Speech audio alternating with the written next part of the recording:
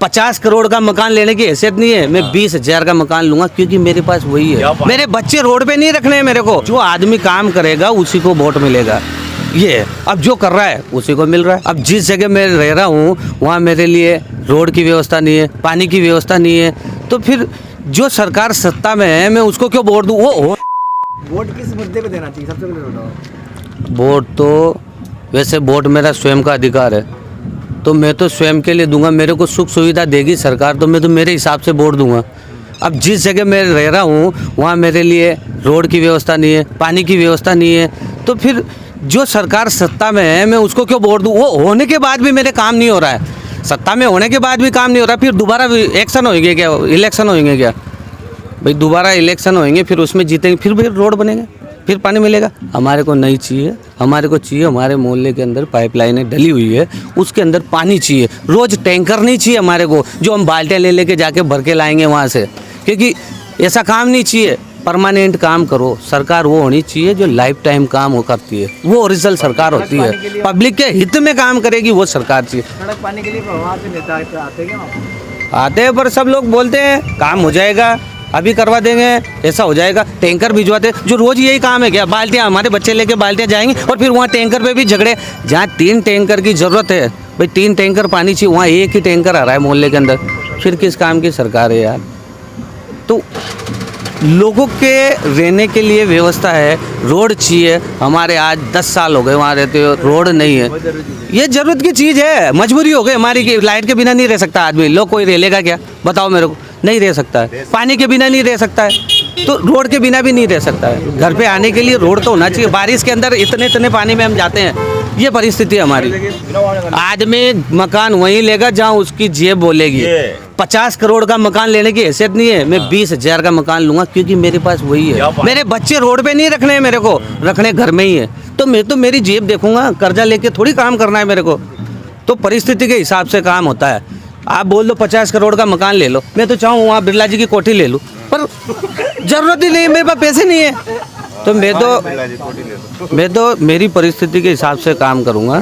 मेरे पास 20,000 रुपये है तो 20,000 का ही मकान लूँगा, मेरे हिसाब से रहूँगा। बिरला जी गुंजर और बिरला जी की बात करें, दोनों में क्या अंतर लगता है? दोनों नेता की क्या क्वालिटी है? भाई दोनों नेता बेस्ट है, ऐसा नहीं है। ये कंपटीशन की लड़ाई है, स्वार्थ की लड़ाई। स्वार्थ की नहीं है, कंपटीशन की है। जिस आदमी को लगेगा, जैसे मैं पार्टी से जुड़ा हुआ हूँ, तो कुछ चीज़ें पहले से भी देखनी पड़ती है। जैसे हमारे बाप दादा है तो वो पीढ़ी दर पीढ़ी चल रहे हैं, लेकिन हम वो जनरेशन नहीं है, हम नहीं देंगे वोट। हमारी इच्छा होगी जिसको देंगे, स्वतंत्रता का अधिकार है, ये स्वतंत्र भारत है, हम जिसको इच्छा होगी उसको वोट देंगे। इस बार जो है चुनाव में एक तरफा माहौल रहेगा, टक्कर मस्त होने वाली है। टक्कर बराबरी है इस बार, टक्कर बराबरी है।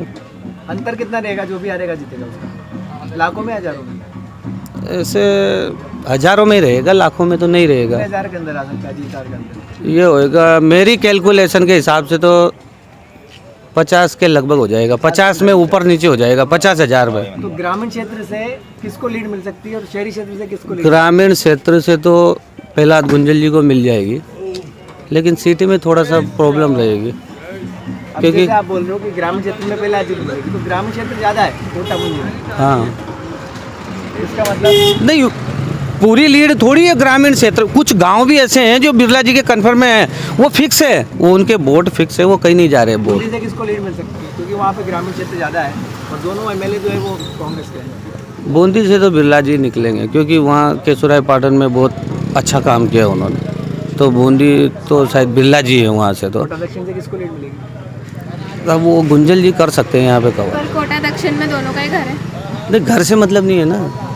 इजी है ना वहाँ से? नहीं ऐसा नहीं, किस्मत वाले नहीं, वहाँ किस्मत नहीं चलेगी, वहाँ कन्फर्म वोट चलेंगे। आजकल जनरेशन ऐसी है, किस्मत पे कोई नहीं चल रहा है, सब काम पे चल रहा है। आज मैं सोच दूँ मेरे सामने खाने की थाली है, मेरी किस्मत में होगी तो ये खा लूँ, अरे मेरे को कर्म तो करना पड़ेगा, सब कर्म पे जा रहा है। ऐसा कुछ नहीं है, किस्मत काम नहीं कर रही, कर्म काम। जो आदमी काम करेगा उसी को वोट मिलेगा, ये है। अब जो कर रहा है उसी को मिल रहा है। अच्छा ये बताओ लास्ट में, क्या लगता है इस बार यदि बिरला जी जीत जाते हैं और लोकसभा स्पीकर सांसद जो भी बनते हैं, क्या इस बार एयरपोर्ट का जिस प्रकार से चुनावी रैली में बोला है कि इस बार कंफर्म हम एयरपोर्ट उड़ाएंगे, एयरपोर्ट लगाएंगे यहाँ पे?